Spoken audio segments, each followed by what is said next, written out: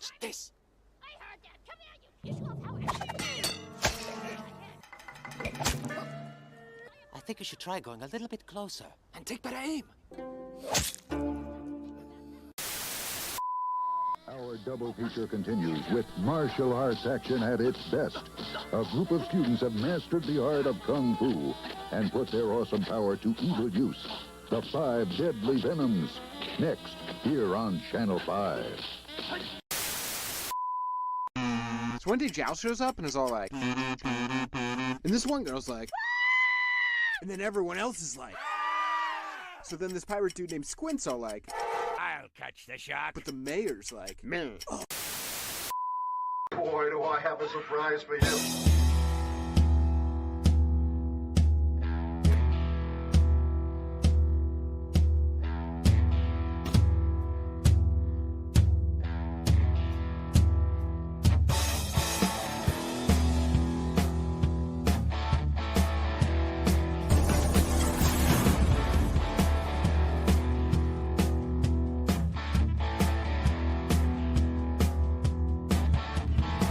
You're gonna need a bigger boat.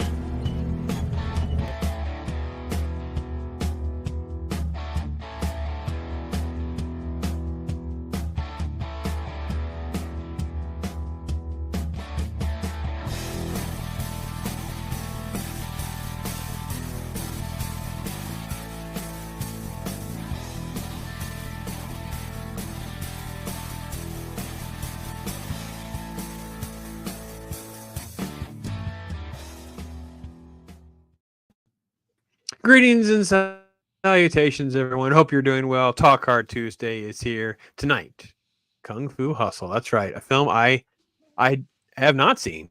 I had not seen. I've watched it twice, but I will admit I had it mixed up with 2 or 3 other movies, including like Drunken Master, and yeah, just there's a ton of. I'm like, wait, no, this is not. I've not seen this movie, so super fun experience, and be happy to talk about with these guys. So with me here on the left, the master of chaos himself. How are you doing, brother? How are you doing, Loki?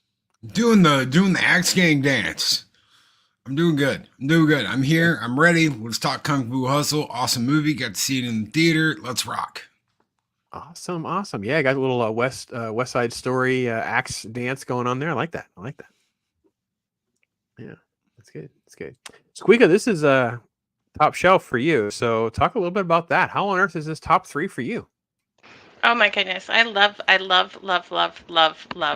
this movie. Did I say that I love it? Because I really do. This is like, I don't own a lot of media, and this is like one of the movies I own. Yeah, I watch this movie probably, I don't know, 10 times a year. Wow, once a month almost. Wow, that's crazy. Awesome. Yeah, it's one of those movies that I go to because it's so silly and so fun, and sometimes the message is cute, but at the same time you just need a giggle. All right. You just do. All right. Fair enough. Well, from the Great White North himself, he's holding down things with that master of the wrenches, tetrarchy of talking hard. Hail to you, my brother, so much. Dak Poet's in the house. Hey there. Beard of Liberty, loving this movie. Cool, brother. Great. Awesome to have you. And yeah, SQUEEKA's got it top 3 for her. She's got it in. This is a SQUEEKA pick for sure. So super cool. Padawannabe agrees. Padawannabe, great to see you, my friend. Hope you're doing well out there on that left coast, man. Hope you're doing good. So, oh, you like that Jaws clip? Yeah, we have to trim it. Sadly, I have no idea why we would get copyright struck, but when we played the long clip way back, I had to trim it down. So yeah, it's kind of fun to be able to do some of the face swapping with that app. That app's not nearly as good as it was when it first dropped. So I've been able to add a lot of new ones, but yeah, we'll get back to it at some point. So Slasher Fred, here he goes. A Kung Fu Hustle, martial arts movie, the Jackie Chan, Jet Li, even those classic Bruce Lee movies. Yeah, it's got a lot of stuff. That's part of my confusion, Loki. I think there's so many things in this that I was like, oh, wait, that's another reference. There's another reference. So yeah, this movie is crazy for that. Oh yeah, it is, and the dancing and the way it's not just a kung fu movie. I know it's called Kung Fu Hustle, but it's not just a kung fu movie. It's all these other movies combined. Yeah, SQUEEKA, I don't know. Do you see it as more of a kung fu movie or a comedy? Because I think it's a difficult line to figure that out, depending on what you're looking for. Well, I think it's a definite 50-50 mix of both because they do a really great job of having a little comedy, and then you really get to see some of the martial arts moves, especially with the three in the village, and then just the variety of different styles. So it's a really good mix of both. So I wouldn't call it either just a kung fu movie or just a comedy. Maybe that's the hustle part of Kung Fu Hustle is the comedy. Mm. But it gets so I will be honest. So first impressions, it opens with sort of like this noir feel, like with this retro 1950s feel. I'm like, okay, this is not what I expected of this movie. And then suddenly that was not ever brought back again. Like we didn't really ever back in that world again. Some of the comedy, which I'm not trying to say disliked it. I was so shocked. I was like, wait, for instance, the Looney Tune segments where they're running, I just like totally turned into like Roadrunner. And I'm like, what is happening? Not necessarily a bad thing, but speaking of someone who has all the takes on all these kinds of things, my friend, IRONCASTER is in the house. How you doing, brother? Oh, I am so happy we got to talk about this movie. I bet you are. I bet you are. Cool. So we could put it on the board, and it was my first time, so we're just not getting started on that. Hope you're doing well, my friend. No, I'm doing pretty good here. Just finally get myself, feeling better. Health back picked up, and I could actually talk a little bit more this week. That's awesome. That's awesome. Glad to have you at top of your game. So, but yeah, I think I loved. I mean, there's so many movie references or lifts. I actually put a couple comments in our private messaging back and forth. Like, is this a Bruce Lee reference? Is this a, there's like a Shining reference that was like on the nose. Interesting, and it was just there were so many things that are in this film. I'm sort of a little bit surprised you guys can address like how on earth did something this odd get made in that era? Well, one of the big things you got to remember is also Stephen Chow is a movie director's director. He's a guy who's a big fan of cinema. He's kind of in that Quentin Tarantino or Robert Rodriguez sort of territory of filmmaking, where this is a guy who's going to put all of his love, all of his passions into his works. Also, don't forget, this is kind of like RR. This isn't a Hollywood production. This was all done in Cantonese. They did this. This wasn't a big Hollywood movie. This is their movie. You take their mythology, their stories, and you make this crazy balls to the walls loony movie out of it. And it does so well. It finally does get a U.S. release. All the previews I saw before I saw this made it look like just a wacky, weird movie that kind of reminded me of Looney Tunes at first. I was like, it's a like a Chinese Looney Tunes movie, like a live action Looney Tunes, and that's why I went and saw it. It was a lot more than that. There was a lot better to the movie, a lot more to the movie than just that. I agree. That's fair. Yeah, the soccer movie was also a must buy. Yeah, I saw that on the list as one he did right before this. Hence, little soccer reference when he makes his introduction early in the film.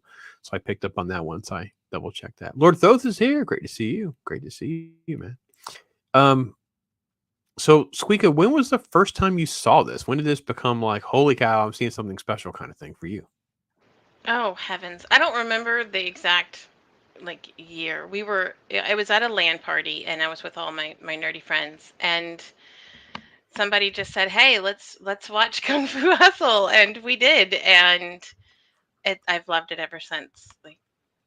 I mean, I like I said, I don't remember exactly when. I know I didn't see it in the theaters, but probably mid 90s I think is when I saw it. And yeah, I was just with my friends, like all my nerdy friends and stuff. We watched like this and Bubba Hotep and just these kinds of movies. We would just sit and like take a break from playing StarCraft or something similar and watch a movie or play Magic the Gathering because we were nerds. But yeah, I've loved it ever since. Awesome. Loki, you said you saw this in the theater. What was that like? Me and my buddy. So we had seen commercials for it and it looked funny. What we saw was the dub too, which is probably why I can't watch the sub. I've tried to watch the sub. It's just not the same to me, especially because the landlady doesn't sound the same. The characters don't sound the same, and I'm just so used to that dub and hearing that dub that I can't hear it any other way. So it was good. We walked out, happy. I remember laughing my ass off. My favorite character was the leader of the Axe Gang.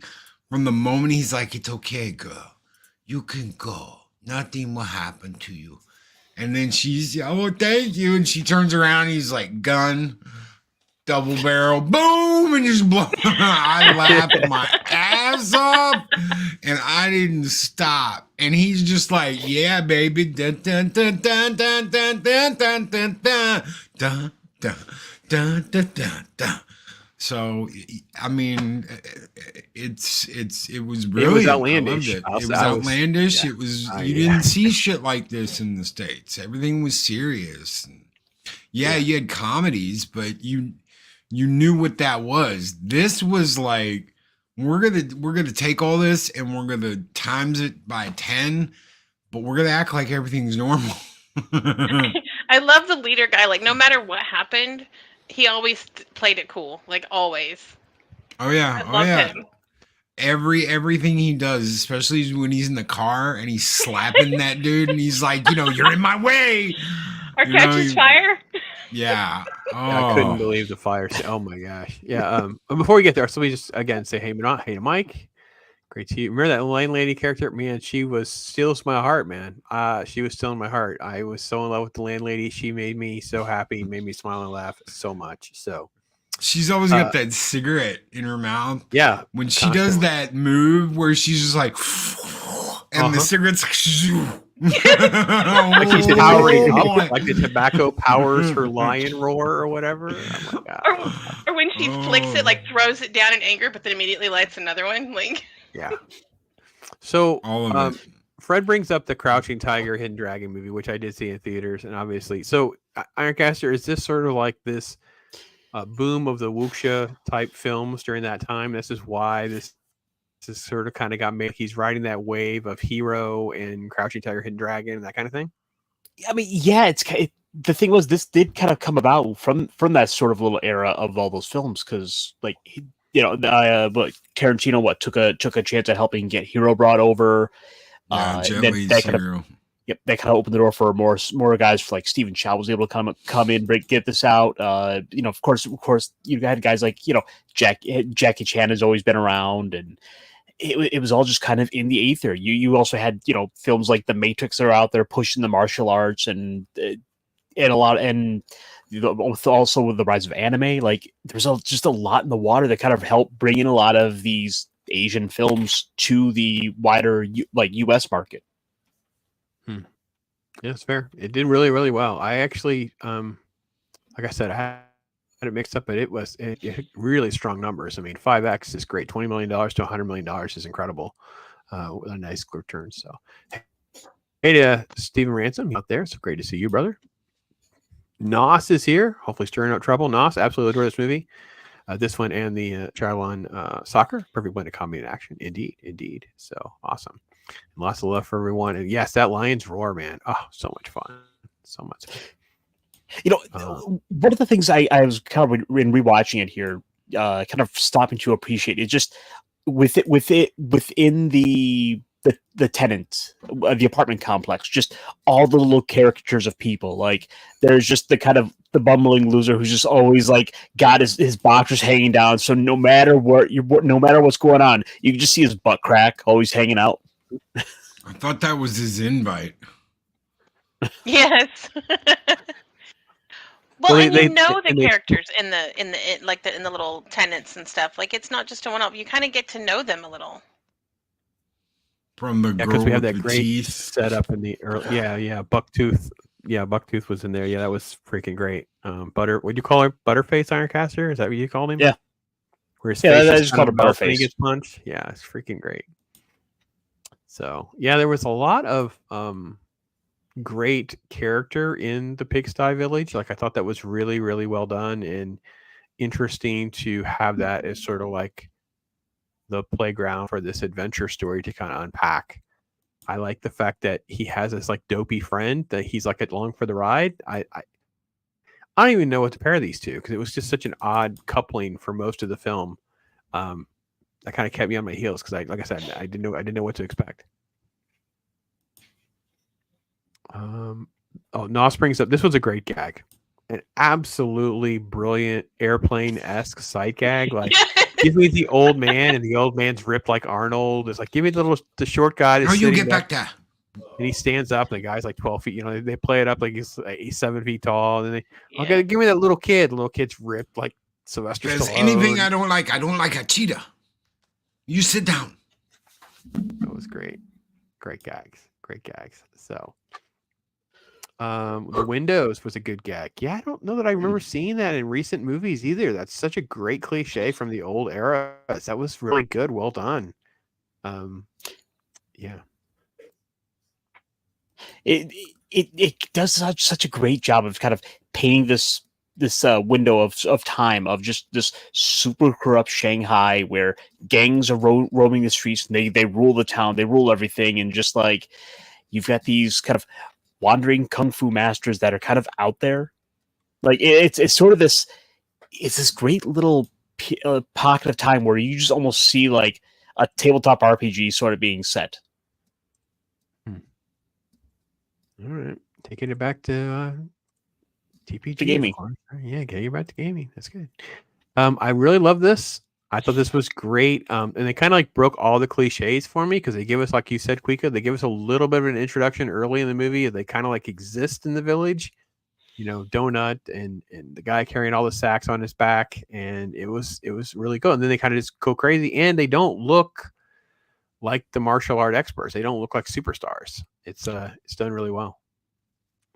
Well, you know, there is something there is this idea to it. These guys, each one of them, with the way they fight, you see sort of their martial arts into their profession.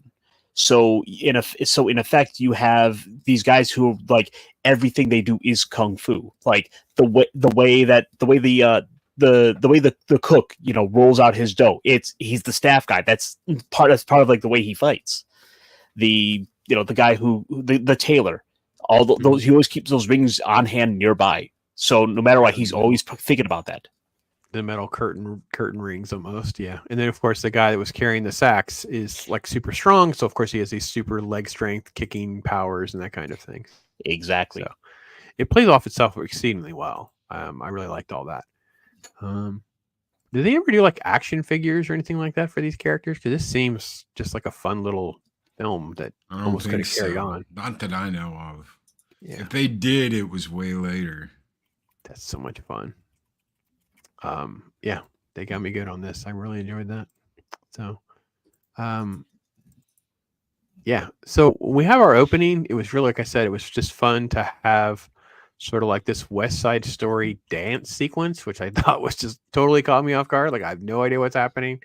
I'm sure, again, we go back to the what if we were all watching this movie together, Loki would just be like sitting there watching my facial reactions rather than watching the movie because I'd be like, what is happening right now?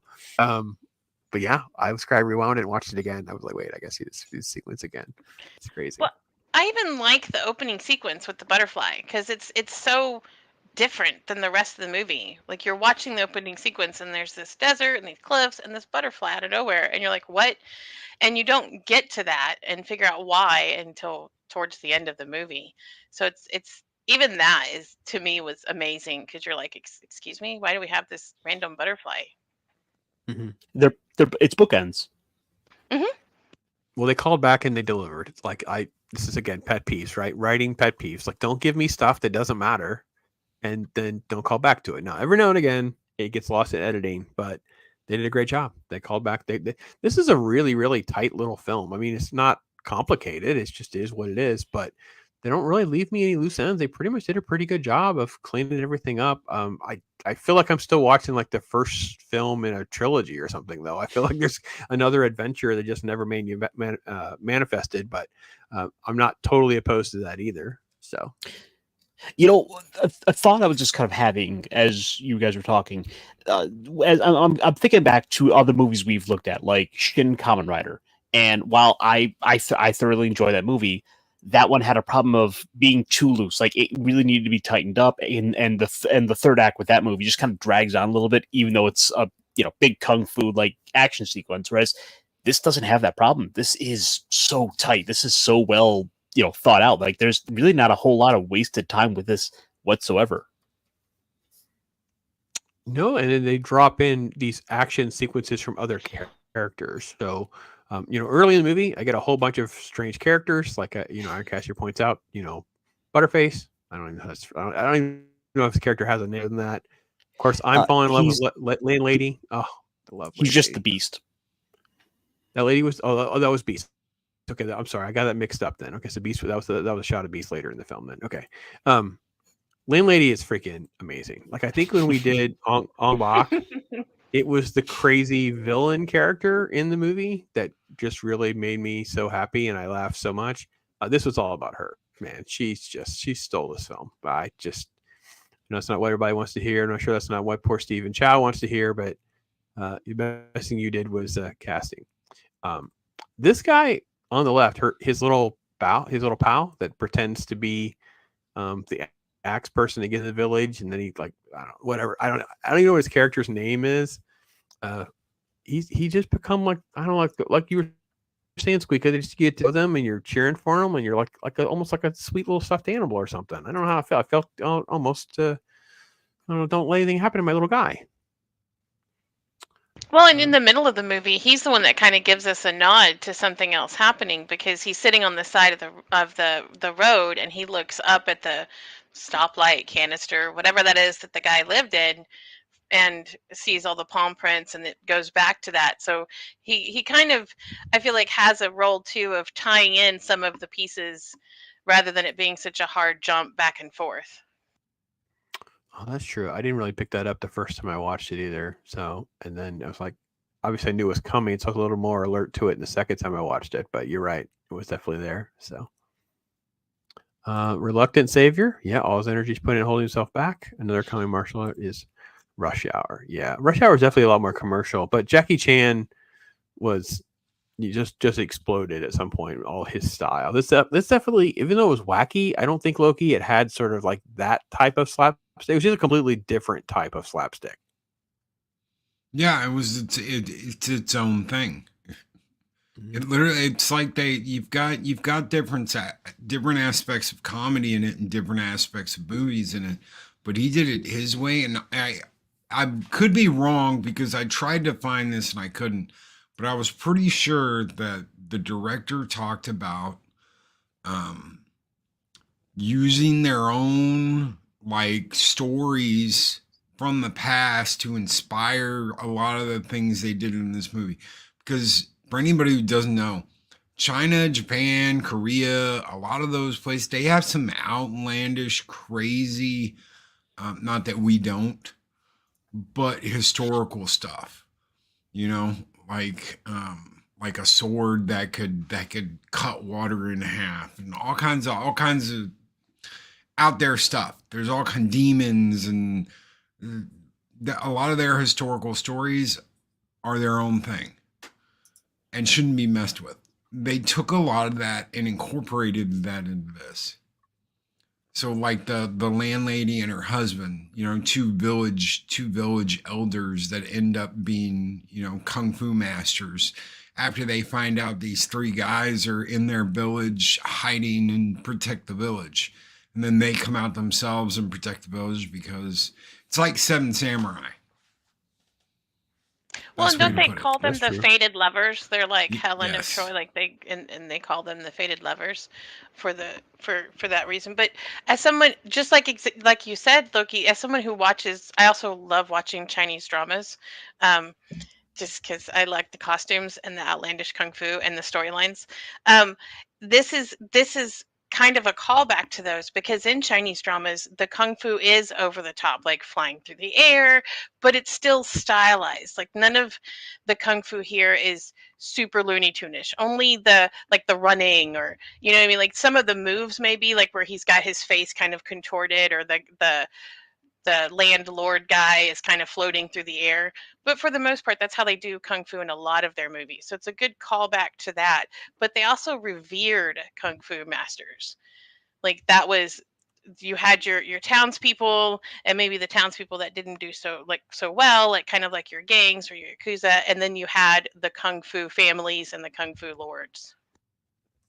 Yeah, I think it all. I mean, obviously there was a ton of like Shaw Brother influences, which is a lot of the kind of style and stuff that you're talking about, Squeaky, because they produced so many movies for so many years. And I think there was one Loki that they did that was kind of like that. I don't know. I remember like it was like a kind of like a Hawkeye and his girlfriend. I forget what it was called, but it's like a Shaw Brothers movie. I remember seeing it again, martial arts of the week kind of thing. I remember watching it in college, but they did so much of that, and I think this you're so right, Squeaka. This is commonplace, and I guess Stephen Chow, when he's working on this story and he's bringing this vision that he has to life, I don't know the influence from the other writers. I saw he wrote it, he directed, he starred in it. And I think what I was surprised by, and I don't know who wants to speak to this, it didn't feel like a Stephen Chow vanity project. It just felt like a film, and he just happened to be the main character. But really, there's so much other stuff that kind of overshadows him. I don't know. What do you guys think? I think you got to have a lot of fun making a movie like this. And I think they had a lot of fun making this movie.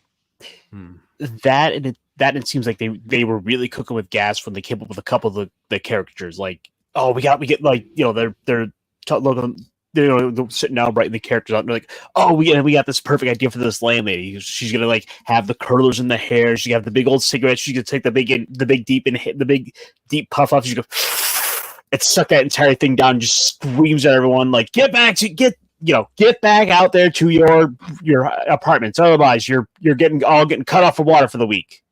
And of course, you have the unfaithful husband who's always like going around trying to flirt with the younger women, and you got to have just all these crazy characters they came up with that they were able to really work into the script. Yeah, I definitely get that for sure. I Stephen, I get you. Other Stephen Chow movies, so I can't say anything. This is the only one I've watched. I'm sorry. Oh, Squeeka, there are so many. Don't make that face at me, Loki. Well, the thing is, like, and I don't want to quite open that can, but I feel like this is gonna be one of the next directors we're gonna be going down. Like, let's go. In a couple weeks we'll be like, let's go look at another Stephen Chow movie. Come on, like he's got like at least 3 or 4 more kung fu ones we could be looking at. Oh, I'm down. But the characters are made in the moment, but I feel there's some characters too he kind of draws out, and you don't see their full potential or who they really are until a little bit later in the film. Like take the Beast, for instance. Like he's walking down the hallway, letting him out, and there's toads everywhere. And you're just thinking, you bypass that because you're like, whatever, it's just, wet or down in the dungeon or whatever. And then even during a lot of his fighting, like in the casino and stuff, you don't see that toad come out until the very end where he does the toad maneuver. And you're like, wait a minute, I remember those from back when he was in prison. I get this now. So there's some of that development too, where there's a slow buildup and you don't see it coming until it, blam, toads you in the face. Did you just say toads me in the face? Yes, I did. Mm-hmm. I see what she did there. I've been toaded in the face. I don't even know by Squeeka. It was very well done, and I have to be honest. I mean, I know you guys mentioned Tarantino. I felt like a lot of Tarantino, and I felt like it was like one of us. Like it's like you said, he's a fan first, and he just somehow figured out how to get this film made and brings together like a million little styles and techniques and things that he enjoyed, whatever that looked like. Yeah, and knew other people would enjoy. Isn't that funny how when the creator focuses on what he thinks his audience is going to enjoy and laugh at and have a fun time with, things can be successful instead of riding around what some group of cackling, scissoring hens thinks is successful. There's a reason why there's no hen style of martial arts. The hen. There's a chicken, right? Or a rooster? What's that? Can they do the scissor? Can they do that? Oh my They might. goodness, I would. But the thing is it even in that regard, like there's some butt grabbing, and there's a tiny bit of like, what would you call that this day and age? Toxic masculinity or something? Like, you know what I mean? Like where there's that little like, he's got his girl or whatever, but it's not over the top crazy. There's not a lot of like, even when they're fighting or what have you, or it's just to me sorry, every time you put her up on the screen I'm gonna laugh, but She just makes me it's not happy. crazy. She does. Well, Yeah, what I she think I agree with said, you. Who threw this knife handle? what she said before that. You want to talk? Okay, not just toxic masculinity, but just balls to the walls, mouth. That woman has a mouth. What she says to the tailor before this, and he like, oh, like runs back to his shop all upset because of what she called him. I mean, that's just straight up. She didn't care. Is that the You a think fairy, that- always a fairy comment and the red drawers fairy comment? Because that stopped me in my tracks. Mhm. Oh Well, yeah. she does that to the coolie too. She's like, "This is why you're a coolie. You're always gonna stay a coolie." Like she does that to all. It's like to all of them. She keeps them kind of in their place, and she doesn't care how she talks to them. That's right. That's Oh, right. God, That's the way it used to be. It didn't matter how you talked. You were laying the smack down. You laid the smack down. You didn't worry about the words you used. Or like they save the village, and she's like, "All of you owe me rent. That's $90 for both of you, for all of y'all. So you pay up or get out. Move out now." So I mean, like she's like, "No, I don't want this kind of trouble." She's beating him down with she's beating him down with the flip flop, like axe king my ass. Oh, that's right. I Yeah. forgot the shoe because the shoe actually really made me laugh as well. That was freaking great. The shoe was a very underrated scene. Yeah, the squeak of mouse, the mouse maneuver. It is possible we can either confirm or deny the mouse maneuver here on the show. I don't know. I mean, to be fair, I did take some kung fu.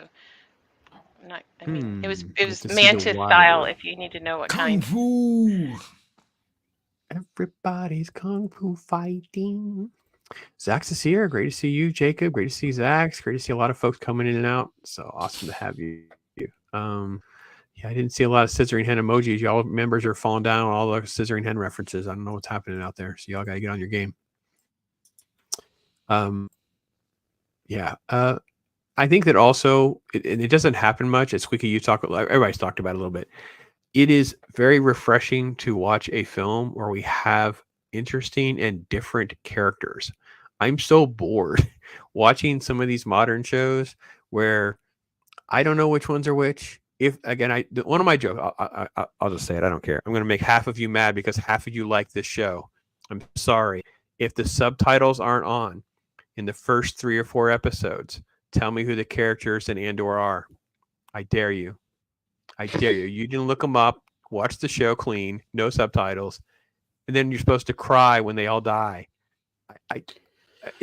It's so stupid compared to a movie like this where you just have these random characters. I don't even know if Butterface has a name or not, but at least I know who Butterface is. Like I understand he's a completely different character than the donut character and the Taylor character and this kid, and just it's so well defined. Whereas you watch regular shows, it's just a bunch of cookie cutter nonsense, a bunch of same things. They act the same. This was not. This was very dynamic, interesting cast. Well, and even the individual townspeople, like the people that get gas poured on them or oil. I'm not sure. It looked like grape juice, I think, at one point to me. But like they get the poured on, and they give him the potatoes, I think, yams. So you say thanks. It's not just that they're individual. Even like some of the really lesser characters in the village, they stick around. And as you're seeing movement in the village, you see these people again. What's the deal with this? Why did the chicken make the search? It's so weird. Like I don't know what happened here. Yeah. Are you hungry? No, it's this Kung Fu Hustle Toad style, and then like there was a random thing of chicken. Like that was. It must be that chicken style. That's the Google. We were talking about chicken style. Chicken And just started AI. feeding me. Maybe The Google chicken AI gave you fried chicken. I know. I do think it's great with kind of that sidekick guy. How by the end of the movie, even he's like kind of in a better place. It's like this movie basically led to aside from our 3 kung fu masters that pass away, everyone kind of winds up in a better place here. Like the sidekick like winds up like running a candy store. Yeah, but it's you feel very good about it all. It just works. Like and I will say, to the film's credit, like you said, the 3 kung fu masters die in a crazy cool fight scene in action that gives us, again, that thing about a film where you don't have a total boring time. The Blues Brothers guys, I don't know what are their names. The Blues Brothers guys that have this crazy musical instrument thing. I don't know what the thing is called. They balance it on their folded the Phantoms, the Phantom musicians. That's a Chinese folklore. Is the there's a Phantom name for musician. that instrument. I just don't know what it's called. So you might know. I've seen it before, but that was a freaking wicked sequence. Gushang. I know of it because I again watch a lot of Chinese dramas and they play it a lot. Oh, that's probably right, Steven. Sorry. Very good point. Those probably were not chicken. Those were probably frog legs. Extremely well battered frog legs. Good point. Okay, sorry, my bad. You're right. Absolutely. But even with the Kung Fu Masters, I like the fact that while we have that fight scene with the baker and the tailor, like when those 2 Blues Brothers guys first appear, the Taekwondo guy, the guy with the legs, the coolie, I don't remember what his name is, and I should at this point, but he gets kind of taken out quickly, and he doesn't have much of a fight. So there's even this, I can't think of the word for it right now, but I like the fact that it's not all just a fight. It shows how overpowering those 2 guys are to set you up for the fight with the tailor and the noodle maker. Mm-hmm. I mean, they have to take out they have to take out the kickboxer guy with his back turned. And I love the way they set that up, where the leaves fall, and then the pot of water, and the poor cat. Cat. Meow. That's all almost like art. It's film art. It is art. It's not almost. I think it is art. I love that. It's film art. Those are the things you don't forget. Those are the things you always remember. Oh, remember that crazy thing when blah blah blah. And it's not just an explosion or something, but it's the way they did it that it's like, damn, that is badass. I thought all this was great. Having these guys with their crazy sort of like Matrix Agent Smith feel. Obviously, they had the dance sequence early on in the film, but the only thing that I thought I was distracted by, and again, I don't know where to find a good shot. Here's a good shot. The dude right here with the giant top hats. I kept. I'm like, in casting, did they get to pick if they're hat or no hat? Because I mean, obviously, I'm going to pay more attention to you if you have one of those ridiculous hats on. Ironcaster would definitely be. I have to have a hat. He's pro hat. I can feel it. Look, they're all just big fans of Abraham Lincoln. Yeah, that was part of the rules. Like, or we like George Washington, and we like Abe Lincoln. So you could either be one of the 2. Maybe those are the noobs. Like, unless you're super good, you lose your hat. You know what I mean? If you become really good, to identify the noobs, maybe they have to wear the hat. You think you have to work away from the hat or work up to the hat? I was going the other direction, thinking maybe the hat was the boss doesn't have a hat. Yeah, boss doesn't have a hat. All right, that's true. So I'm thinking you have to work away from the hat. Beard says, I knew I had this movie someplace, but totally forgot that it had made the cut to put on the shelf right behind me. Oh, gotta watch it again. See, Beard's been looking for the movie now. See, our work here is done. Beard, you make us so happy with stories like that. Our work here is done. Yeah, loving the caricature stuff done well. Chi is here. Great to see you, Chi. I think this is what made the movie for me, guys. It's just it never stopped with crazy action and then just crazy characters, because you feel like you're getting like Tarantino did it with the Crazy 88, right? And you get these guys.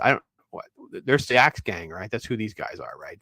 I got that all right. They didn't change their names, right? They're Axe Gangs. And from the moment you see them, I mean, that first moment, that one criminal hears them and he's like, oh crap. And he grabs his lady and as he turns around, boom, there they are, completely filling up the street. It's like 1 second they're there or they're not there, and then 1 second they're there.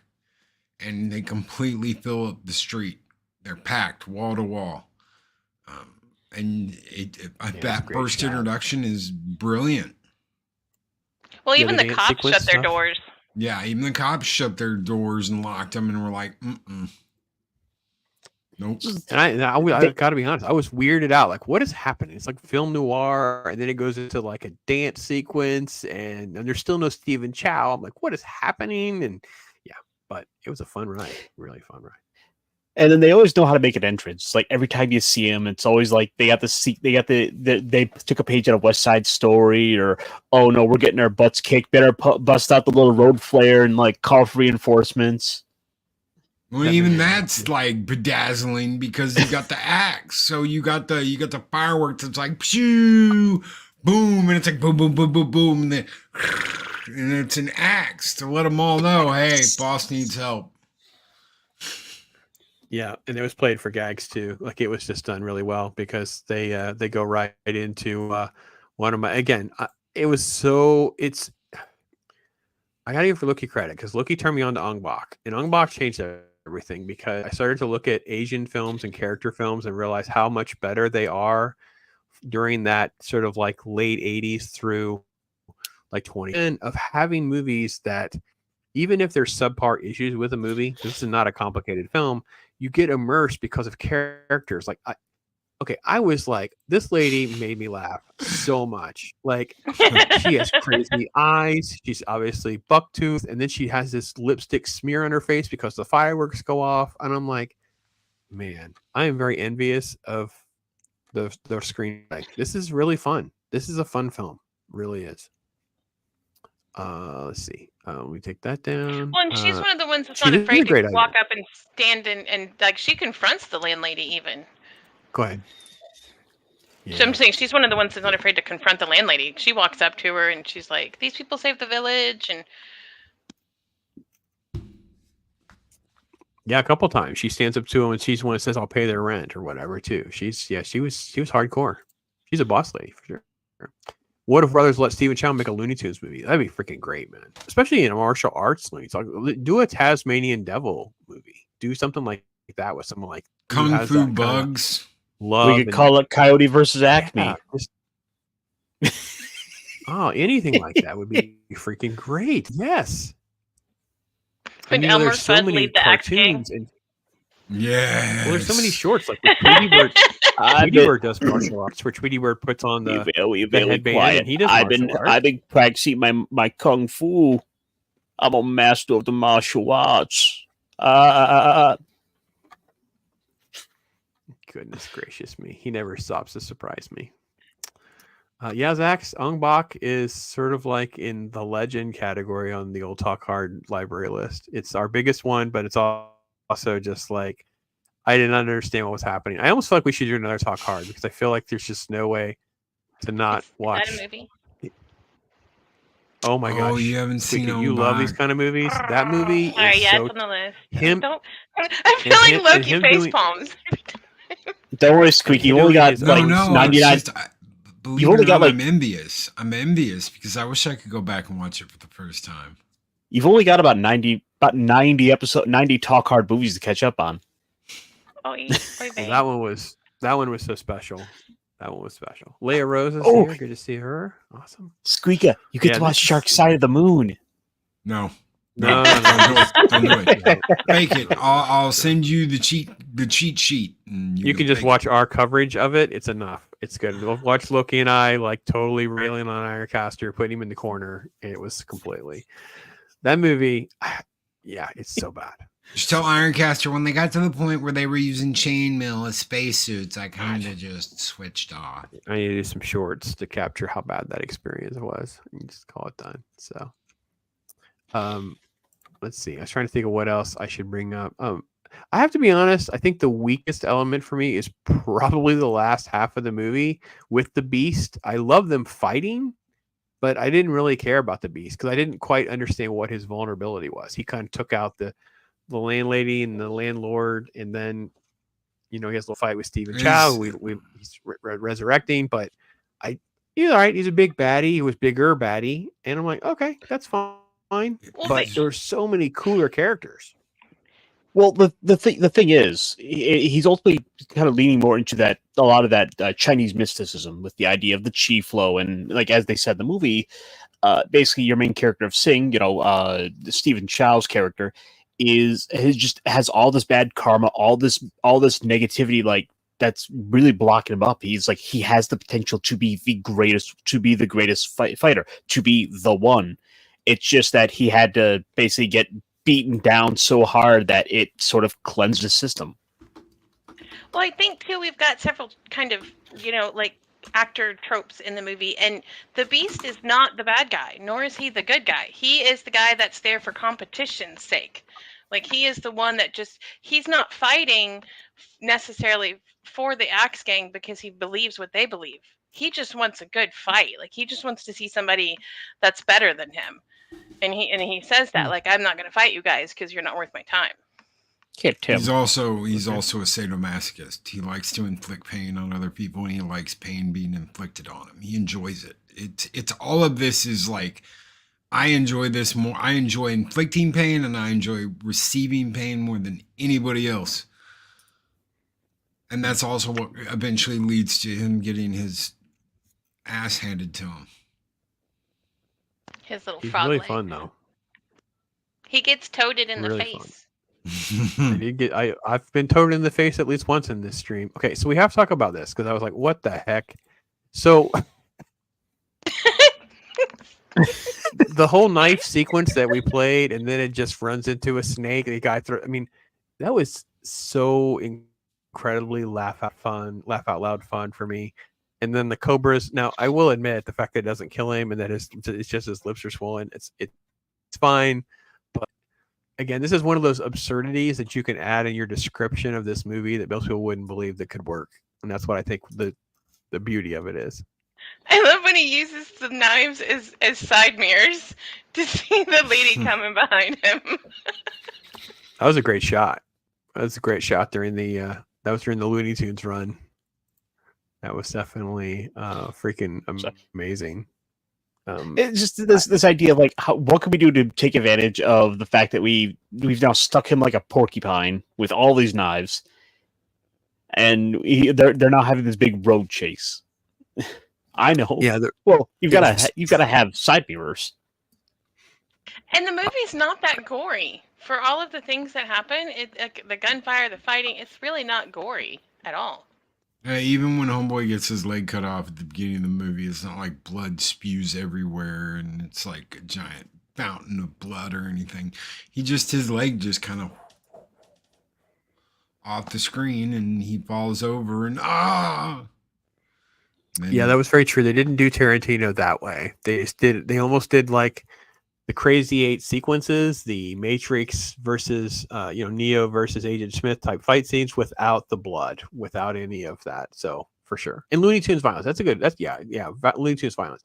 He really had his finger on the pulse of what could work. I guess it was still probably a rated R film, correct? Yes, it's still rated R. Yeah, I don't know that. Would it be a rated R film by today's standards? I feel like this could almost just be on TV. Like I'm trying to think of anything. Well, language too. I guess there's a couple of words.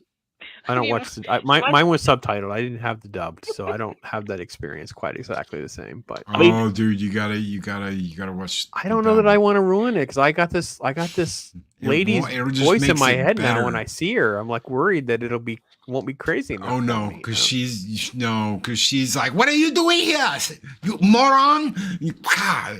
Go back to your shop, you little sissy boy. And you're like, oh my god. Yes. I am curious with the dub. I've never seen it dubbed either, and now I'm really curious. Me neither.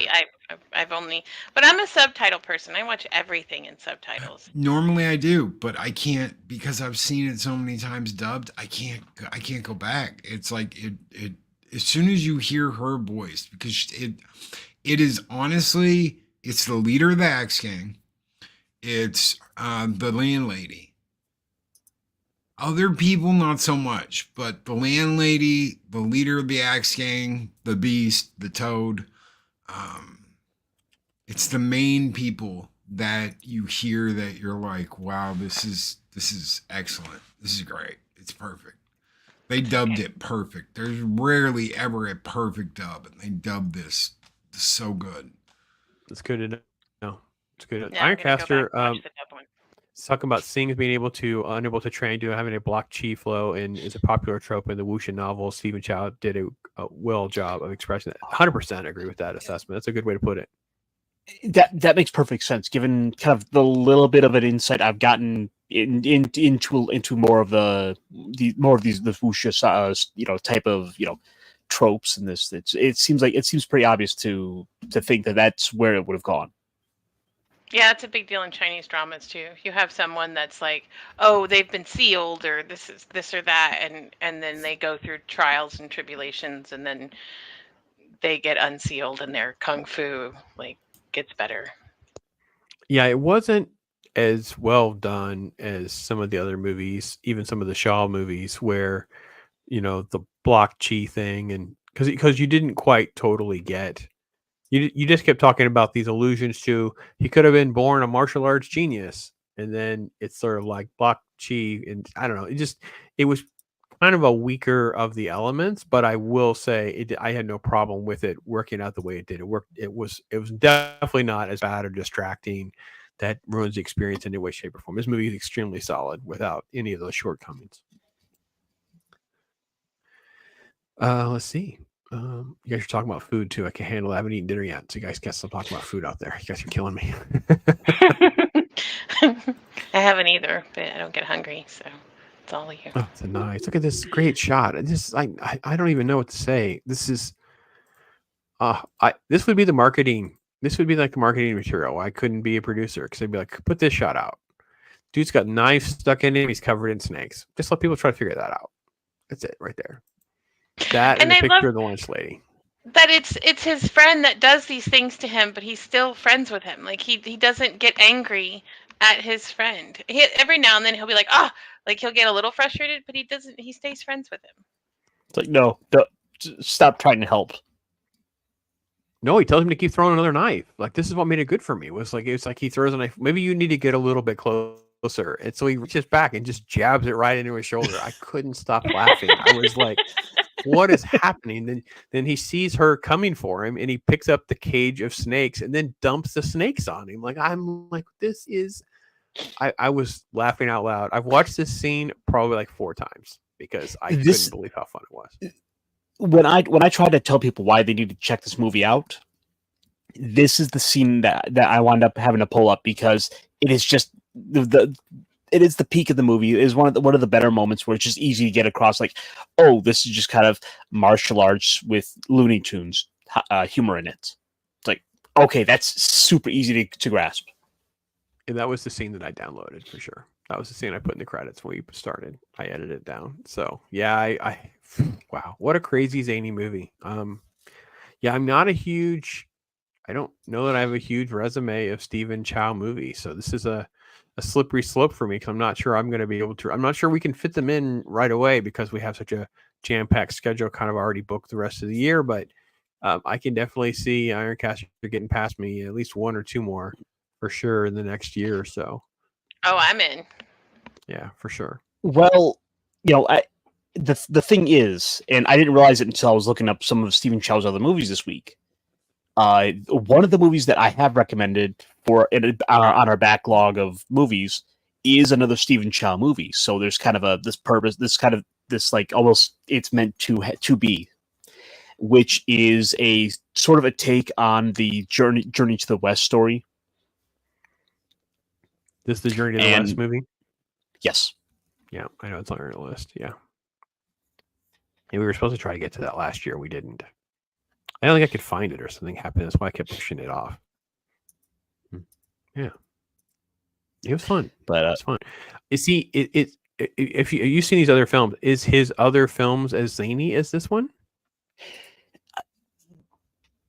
They all have their own humor. They have a lot of those big kind of over the top moments that are going to catch the attention. Especially, for example, in Journey to the West, there's this particular moment early in the movie with like them trying to stop a giant fish demon, and well, it's one I'm waiting to hear. what Loki thinks about, because I think he's gonna love the hell out of it. Okay. Yeah, it was such a unique film. I don't want to have my expectations too high because I had such a good time with it. And I just quickly glanced at the list, and then I recognized obviously that one, Journey to the West, as being the one that you had mentioned. We had kind of jotted down as a maybe when question mark, didn't know when we could fit it in kind of thing. So yeah. So Squeeka, you have this in your top 3. I guess I should start by asking, that's a pretty high ranking. What are the other 2 movies? Well, Battery's Not Included is up there. I think it's in my top 3. And then it's like a tie between a couple of Studio Ghibli movies. Oh, I know that's more than 3, but like Ghibli's like he like in there, like it's just the whole of it. Gotcha. It's this, Battery's Not Included, and then a whole bunch of Ghibli movies. Got it. Yes. And well, now like Seven Samurai's up in there too somewhere. Maybe 4. Because I loved that movie. It was so much fun. So good. So inspirational. And now I've got to watch Ong Bak. Is that what y'all said? Ong Bak is yeah, imagine a sort of like less clean, less polished is a better word, less polished Jackie Chan type approach. A very indie film, street gritty. That's what Ong Bak is. Crazy stunts and stuff in that movie. Him jumping through those panes of glass is one of my. I'll never get that out of my head the first time seeing that. It's crazy. So. And I like Jackie Chan movies, but to me this is a different feel, because in like the Jackie Chan movies, it's like him providing the comedy in a movie, and a lot of the comedy is centered around the things he does or the things he says, whereas Kung Fu Hustle, the whole movie is to me a big giggle fest. It doesn't matter how many times I've seen it, I laugh every time. That's kind of what I meant when I talked about him outsourcing some of the film or moments to other characters, because I felt like he was, again, I'm not trying to say he's not the main character or anything like that. I just felt like he outsourced so much of the best content to all these other characters. And you're absolutely right. If I watch a Jackie Chan film, almost everything centers around him either doing the stunt or reacting or something like that. This film was not like that at all. Go ahead, Ironcaster. I'm sorry. Well, I was gonna say one of the other movies that I did recommend as well is a Jackie Chan movie, Forbidden Kingdom, which similarly does a little bit of a take on the Journey to the West idea, and so it might be interesting to kind of pair those two off as sort of a back-to-back to kind of compare and contrast how that central idea of that story could be taken into different directions. Okay, they're similar stories. I believe so. It's been a couple of years, so hey, don't quote me on that. Oh, I wrote it down. I'm quoting you now. I think so too.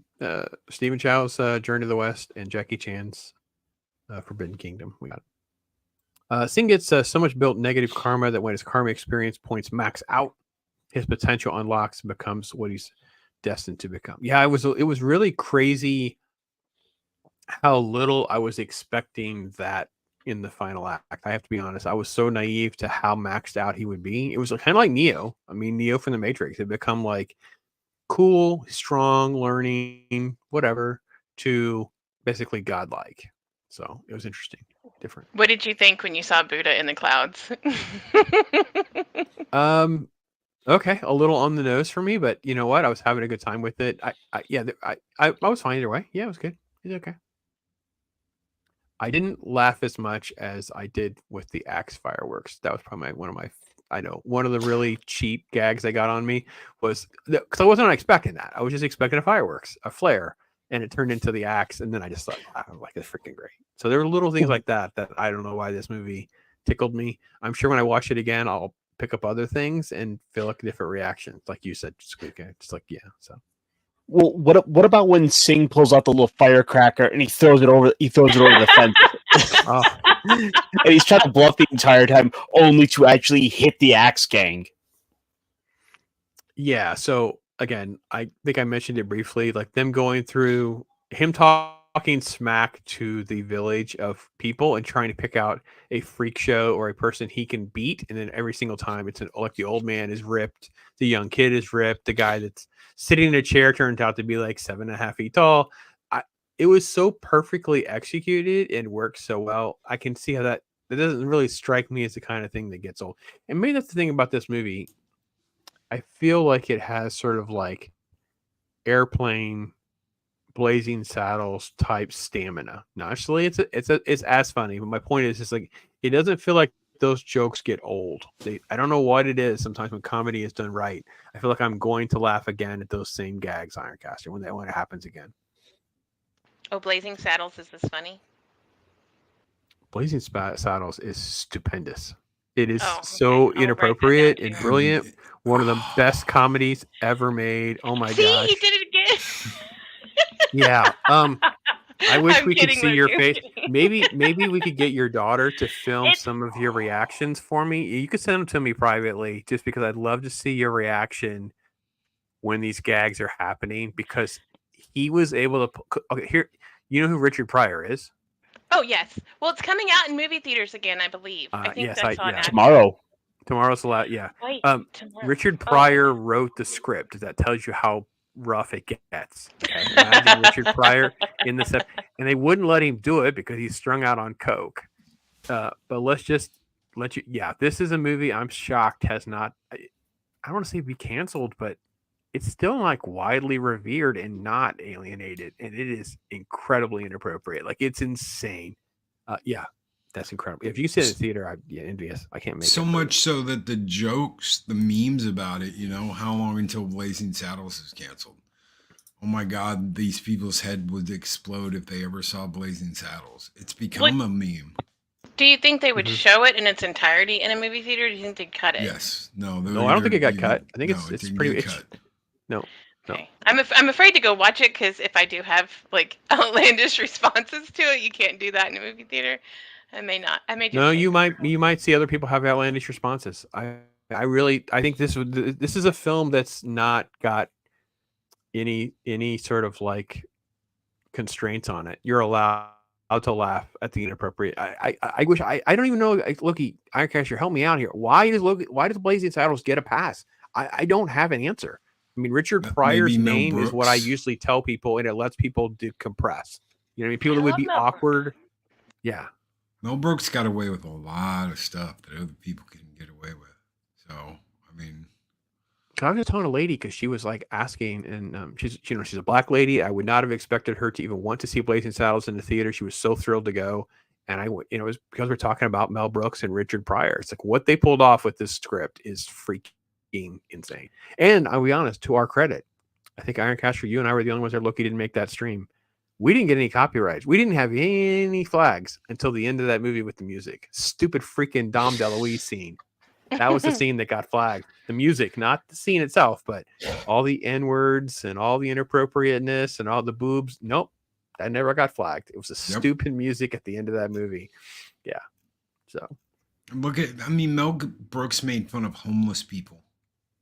He made fun of homeless people, and nobody cared. Nobody. The entire premise is about a black sheriff. It's freaking. Well, I think Kung Fu Hustle does a good job of that too. Like they make fun of some people, and nobody bats an eyelash. Like once fairy, always fairy. Like but it's so fast and it's so in the moment that you don't get it. That it's wait, that could possibly be offensive. It's just funny. It's just funny. Yeah, that's how I felt. Like I said, I feel like this is the film that those gags don't expire. Like I think that this is.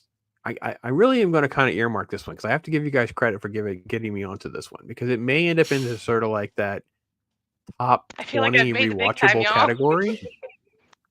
Because it may be that kind of like top 20 type rewatchable for comedy because you have to have that well of rotating comedies, right? You don't want to watch the same thing, but a lot of comedies don't. The gag's already there, right? You know the gag. But every time I watch Blazing Saddles, every time I watch Dodgeball, Spaceballs, I mean, these movies, they don't ever expire with the laughs. And I guess that's what you're saying, SQUEEKA, because I think the characters are all done so well. I'm having such a good time with it. So, did the landlady do anything else? Because I hate going back to that, but she's my favorite character. I love her. Look at what she does to her husband at the beginning of the movie. That's one of the absolute funniest things, because I mean, she's already come out and established herself as like a heavyweight. I will slap you down. I'll pull my sandal off and whip you with it. But when she catches her husband in front of the women's showers, and he's like, "Oh, they were saying that people were watching them," and then a lady comes out and she's like, "You."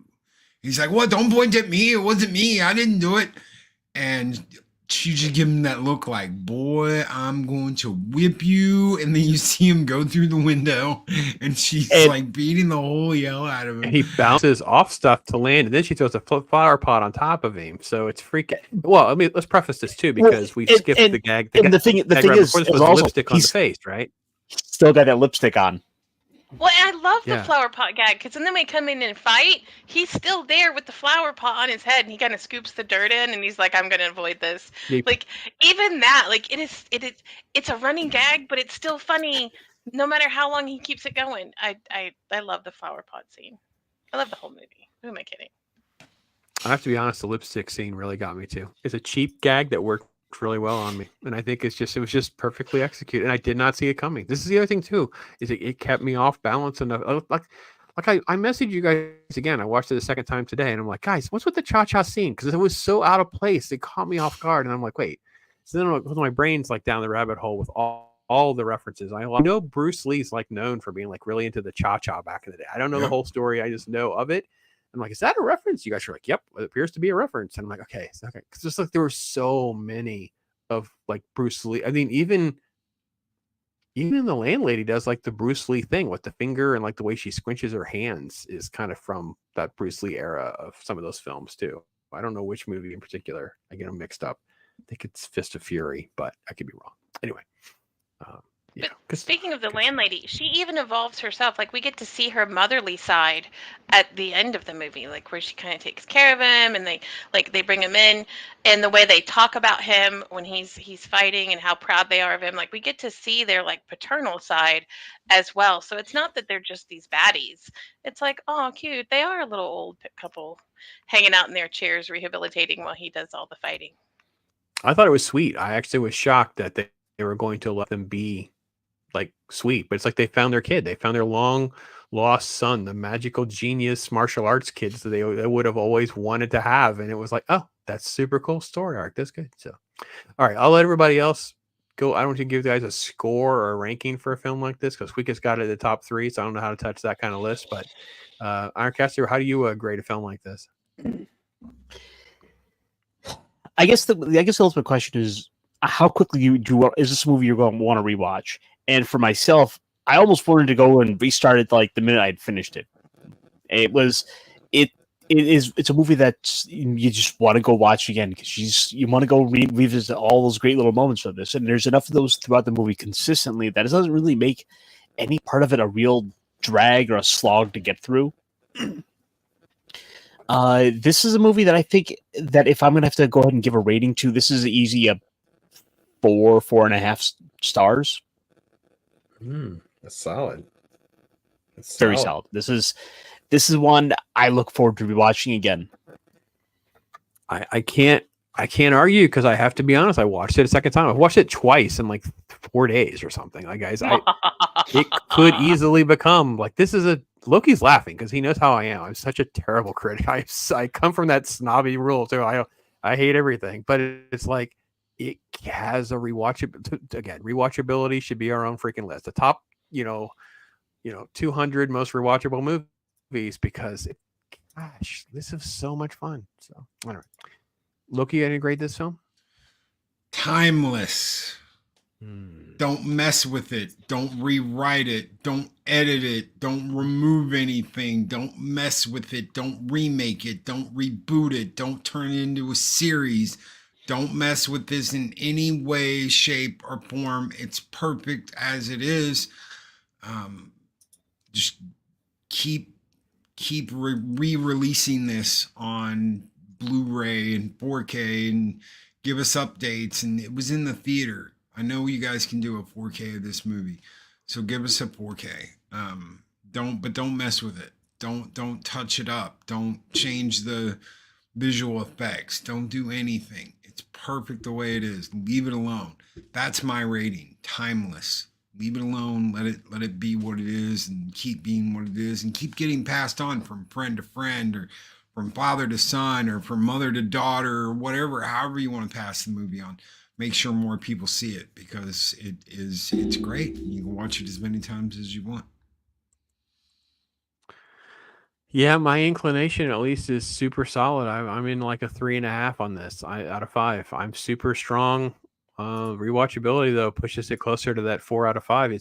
I loved every minute of the second viewing, and we'll see how it kind of plays. And I feel kind of like I do with like Dodgeball and Airplane. It's not really in a Blazing Saddles type category for me, but it's in that second tier of those super rewatchable comedies that I don't get sick of like at all. And I'm waiting to see how that kind of plays over some time. But there's so many great dynamics with it. I can see why, SQUEEKA, you love it so much, and why you watch it so much, because it definitely feels like that. So cool. Yeah, it's one of those movies for me. Like, if I'm just having a rough week, or I'm just like, you know what, life's getting a little rough, I just pop it in for the weekend and have, some me time and kung fu hustle. Like, just chill out and laugh a little while. It's fascinating. I'm gonna have to do a face swap and send it to SQUEEKA of SQUEEKA as the lunch lady. I can call her lunch lady, didn't I? The landlady. Well, I did do a face reveal sort of on Zach's birthday stream. Oh I my! can show you. Do you want me to share it with you? I suppose. I'll share it with you. SQUEEKA's not the landlady. SQUEEKA is the candy. See, that's what I did. She's still behind a mask. It's still secret. Yeah. It's got the, we don't even be her. It could just be the mask. We don't know. So I like it. That's good. That's a good reveal. I like that. Yeah. I'm sorry, Loki. I was kind of like laughing along with it. What who do you think SQUEEKA's more like? No, SQUEEKA's the candy lady. The candy lady? The mute. Yeah. Yeah, his inspiration for all of this journey. Yeah, There was not enough of the his candy. I have to be honest. I was sad by the candy because I thought the candy, because of the poster, I thought maybe there'd be more with the candy. I thought he was going to have it as a weapon or something at the end. I thought there was going to be some sort of like little sneaky little weapon type move or something at the end. But I got to be honest, I'm not disappointed, not sad. I thought it was cool to have a little candy shop thing, but they could have set that up with having a conversation of a dream of making a candy shop at some point. But I'm fine. I'm good. No major complaints. But I like how they didn't overplay that. They didn't overplay the love interest. They just kind of gave you glimpses of it. And then at the end, they said, oh, yeah, this has been his inspiration all along. Like, they didn't even introduce her till, halfway through the movie-ish, kind of, where he's like, this is the fight he got into and the troubles he's had. Like, I like that it wasn't a big deal, this romantic interest, until the very end. And you see that was his motivation. Yeah, no, I'm not going to complain about the love interest at all. I'm talking about just that having a candy store per se, I think could have been mentioned or something like that. But not the love interest. The love interest stuff was perfect, and it still wasn't like ooey gooey cheesy. They didn't go out, they didn't walk out in front of the store and kiss and some sort of sunlight. No, they're together now. It's good. We're good. And that theater experience again to just. One of the great things about theater experience is your reaction and other people's reactions. When he goes to save that girl and all those boys are standing over him, just like taking a leak on him, my buddy Chris was laughing his ass off so loud that people were like turning around and looking at us like, you sick bastard. Wow. I mean, it's one of those moments that is stuck in here that's never gonna go away. Is being in the theater and him laughing his ass off at that and just going ham and everybody turning around and looking at him and him being like, what? I don't think the candy store was his dream. I think being the Kung Fu master was his dream. And I think that's what it played on. I think the candy store was his homage to her to say thanks. Yes. And to draw her attention. I don't think, and that's why I don't think they played it up or made a post. Like, I don't think that was ever his real goal.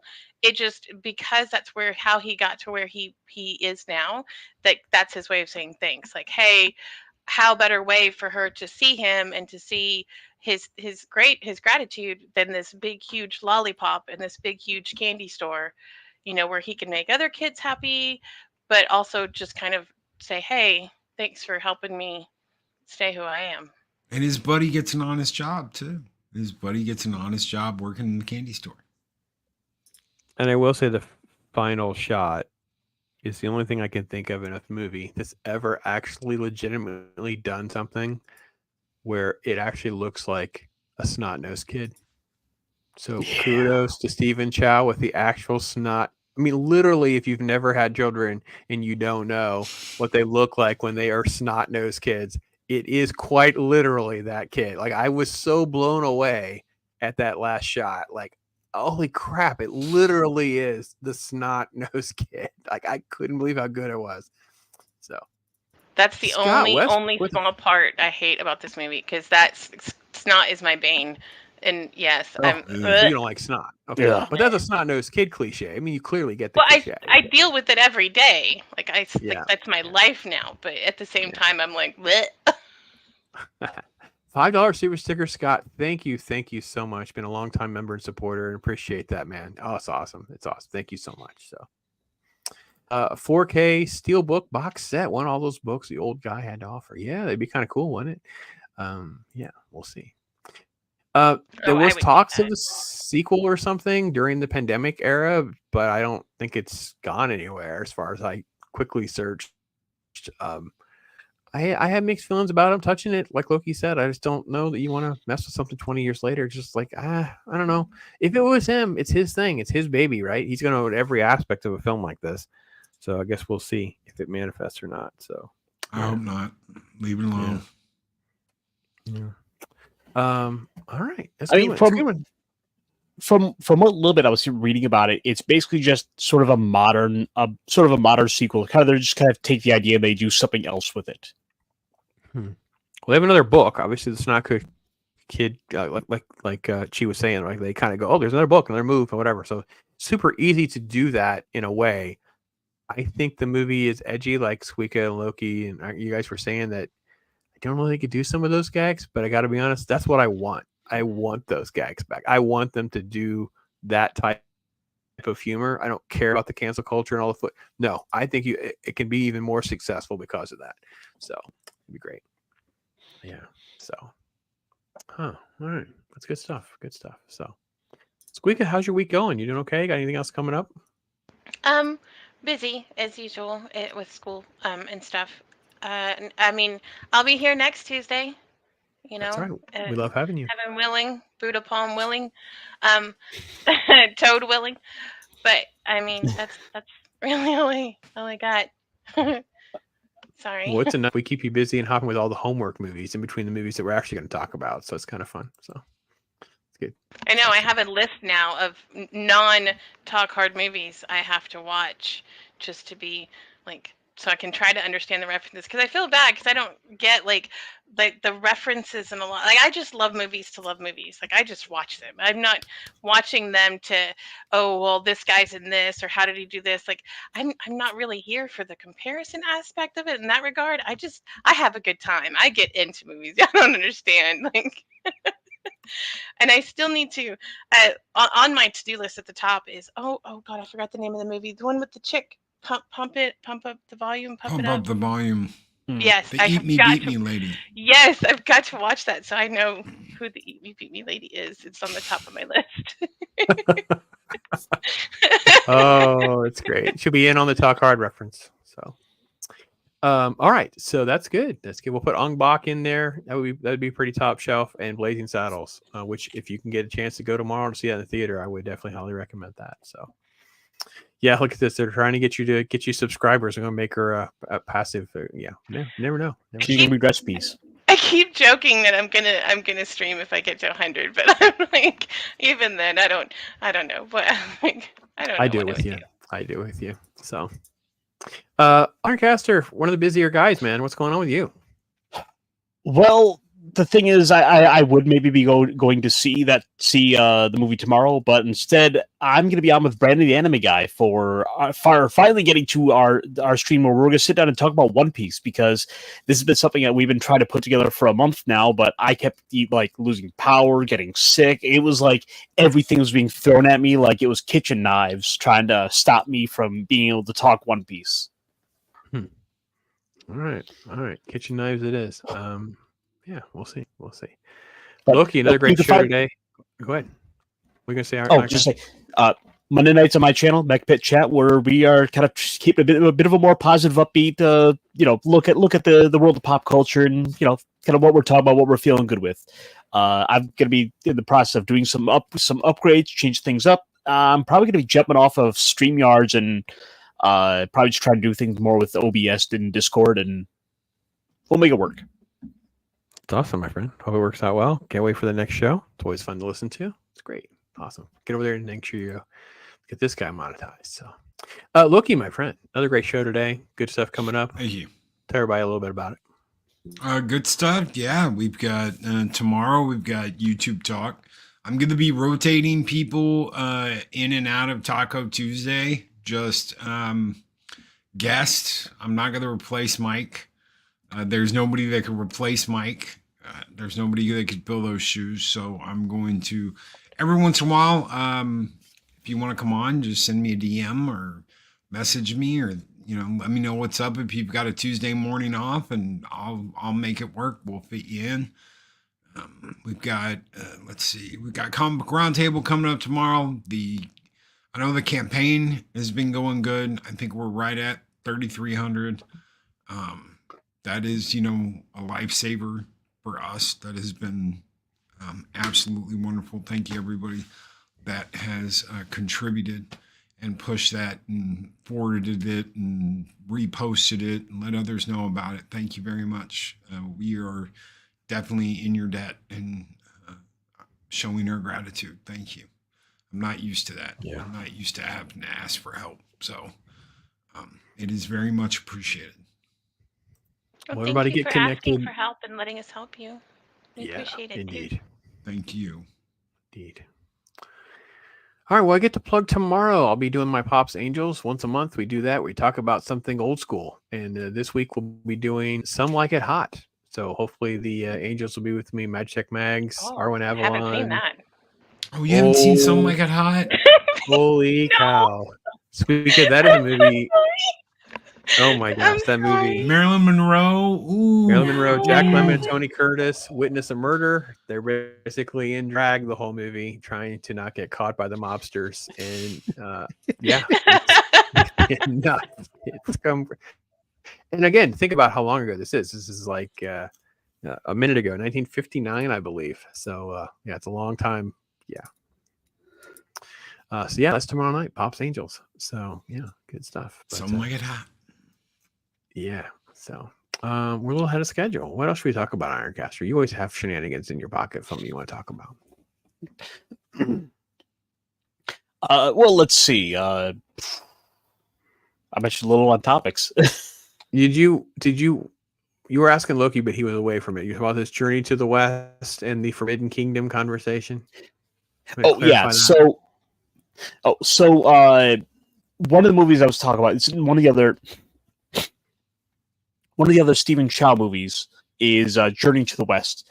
And in it, there's a particular scene I'm particularly looking forward to getting your reaction to, in which they have this giant demon fish that they're trying to, get out of the water and try to save a baby from it. And like I said, it's just the one scene I'm waiting to get your response from, because I know you're going to laugh your ass off over it. Oh, that's great. That's great. I've seen Forbidden Kingdom. I know that. If I saw Journey to the West, it's been a while. So, all right. Well, we have a week in November. We can bump something around because we talked about maybe doing Dutch, and we talked about doing that Thanksgiving horror movie, but neither of those are really like rock solid. So we could just slide that in for one of those weeks and just do Which one? Thanksgiving Journey to West type or Forbidden film. Kingdom? Let's stick with the Stephen Chow thing. And see what the repeat experience is like. And we'll save Jackie Chan for next year. Maybe we'll do a couple of Jackie Chans. So I'll yeah, make that's the good. update. Because I don't think I've seen Forbidden Kingdom either. I might have. I've seen a lot of Jackie Chan movies, but I don't know if I've seen that one. We'll just slide Dutch in as our Thanksgiving movie because I haven't watched Dutch in years. So I'm not high on watching this Thanksgiving horror movie. I don't own it or have access to it. So we'll just do Dutch instead because I haven't watched that for a while. Mrs. Pops is not a high on which guy is it? What's his name? The guy from Married with Children, Ed. So Ed O'Neill? She's not high on. Yeah, she's not high on him, so I can't convince her to watch Dutch. So. But no, been good because it's a good fun time. Squeeka, thank you for your pick. Guess we'll have to make sure that we get batteries not included to our major watch list for next year. Yes. We haven't done that. Yeah. I just feel like Yes. I've finally made it. Like I've made the Tetra. Like I've a movie. Pops liked one of my movies. I feel like I've made it big time now. Like, oh, I dust my shoulders off. Like I feel like a big girl really have now. more than you probably do, because if I'm really willing to talk about the rewatchability like this, and I got to be honest, I know there's a couple curse words. The problem is I don't have the dub version. So if I can get the dub version, maybe I can see if Mrs. Pops will watch it, because there's only a few curse words. It's not like raunchy. There's no sex or anything. The guy's butt crack's not a big deal. So it's not like that. So I don't know that she'd watch it, but I think I could. I think I might be able to get it. And we'll see. I don't know. She likes to touchball, guys. I mean, every now and again there is sort of like a contradiction that doesn't add up. I know how to explain it. Like I know she can do that one. So, Which, by the way, so with that movie, did you guys know, like, because of that dodgeball movie, like, there actually started popping up all across the U.S. little dodgeball leagues? It was a huge thing for a while after that movie. Huge thing for a while after that movie, for sure. And then not only that, like, we actually went and did ESPN 8 the Ocho in the middle of like the COVID for like a day. Yeah, freaking great. There was also like that. We didn't play that segment because we weren't sure about copyright, but they had that contest where you could play dodgeball with them. It's like it was this crazy contest. So yeah, that's good stuff. So, but next week is Pulp Fiction. Will Tarantino. Zax will be in the house. We haven't had Zax for a minute, so it'd be great to have Zax back with us. Our special guest, Zax. Tarantino, would he even have a career? But this is a movie that changed the game, to be honest. I mean, Reservoir Dogs was a success and all, but not like Pulp Fiction. Woo. No. I've only seen half of Pulp Fiction. Oh, really? What half? The first half or the last half? Just the first half. All right. And not even really, like, I say watched it. Like, I kind of watched it in the side view kind of way, like watched it while I was doing other things. So I'm excited because it's going to be kind of a first watch. Was watch my mouth so bad when we review that, because I'm just like, every other word out of Jules' mouth is, MF or whatever. Yeah. And I've just got it because I can quote that movie up and down, left and right, 10 ways from I've seen Sunday. clips. Like, I've seen all the clips from it. Yeah. But I've not watched it in its entirety, so I'm kind of excited, like, to put all of it together. It's like when I watched Terminator or Aliens for the first time, when you see bits and pieces of something and you're like, oh, that's what it's from. Oh, I get you now. Like, to see all the quotes and the memes come together. Well, Pulp Fiction is definitely going to be in that category. And I will say, for me, my big impression with Tarantino was learning how much he fought for. Like, he fought to make sure that was Travolta. He fought to get Bruce Willis. There was little things that, again, lightning in a bottle. Had it been this way, or had it been that way, had it been this way. So it's really a good film, and can't believe it's been that long. 30 years of Tarantino. Dear Lord, I feel so old. Zed's dead, baby. Zed's dead. Is dead. Man, Ving Rhames. Would Ving Rhames even have a career if it wasn't for Pulp Fiction? Because that just launched him into just stardom. Oh, that I'm going to go medieval on the ass. That's why everybody knew him, and everybody was saying that. I'm going to go medieval on his ass because of what he said and how he said it and how he acted. Yeah, I'm going to get some brothers, and we're going to go to work on the homes here with a pair of pliers and a blowtorch. Ooh. Yeah, freaking great stuff, man. Crazy. Sounds like a good time. I'm in. All right, folks. Well, listen, hopefully you guys will have a good week. Check out everybody's content or what everybody's working on out there. And just be blessed till next week. Talk hard. Thank you guys for being in here. Thanks for hanging out with us. We love you guys for it. And talk to you next time. Thank you. But our shenanigans are cheeky and fun. Yeah, I mean, his shenanigans are cruel and tragic. Which makes them not shenanigans at all, really. Evil shenanigans. I swear to God, I'll pistol whip the next guy that